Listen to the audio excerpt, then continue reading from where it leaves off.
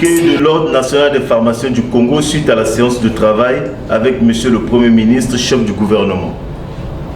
Le lundi 11 décembre 2023, il s'est tenu une séance de travail entre la primature et l'Ordre national des pharmaciens du Congo à la demande de Monsieur le Premier ministre, chef du gouvernement. Cette séance de travail présidée par Monsieur le Premier ministre fait suite au communiqué du 4 décembre 2023 de l'Ordre national des pharmaciens du Congo relatif à l'affaire Abdoul Majid Traoré. Dans son introduction, le Premier ministre a manifesté son indignation suite à l'accusation portée contre lui. L'Ordre des pharmaciens a justifié qu'il s'est agi de l'interprétation qu'il a faite du courrier du Premier ministre adressé au ministre de la Santé et de la Population, courrier détenu et exploité à l'audience par M. Abdoul Majid Traoré. Après un échange cordial sur ce point, l'Ordre des pharmaciens du Congo, dans le souci de préserver les rapports de bonne collaboration entre les deux institutions, a présenté ses excuses à l'endroit du Premier ministre. La suite de la réunion était exclusivement consacrée à l'explication au Premier ministre du contentieux opposant l'Ordre des pharmaciens du Congo à M. Abdoul Majid Traoré et à la recherche d'une solution définitive.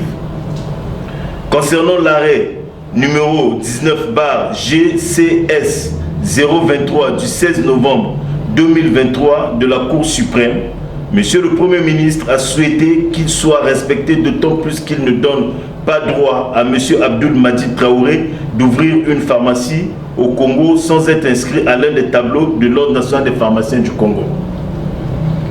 Il a été abordé ensuite la question relative à l'ordonnance du juge des référés près du tribunal de grandes instances de Brazzaville demandant des astreintes de 250 000 francs CFA par jour depuis 3 ans et 5 millions de francs CFA par jour depuis 2 ans, respectivement à l'Ordre des pharmaciens du Congo et aux grossistes répartiteurs.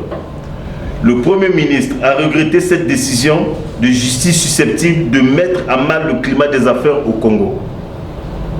Enfin, Monsieur le Premier ministre et l'Ordre des pharmaciens du Congo se sont quittés en ayant une position commune sur l'observation stricte de la loi 012/92 du 29 avril 1992 portant création et organisation de l'Ordre national des pharmaciens du Congo, qui stipule en son article 29: aucun pharmacien ne peut prétendre exercer son art en République du Congo sans être inscrit à l'un des tableaux de l'Ordre national des pharmaciens du Congo.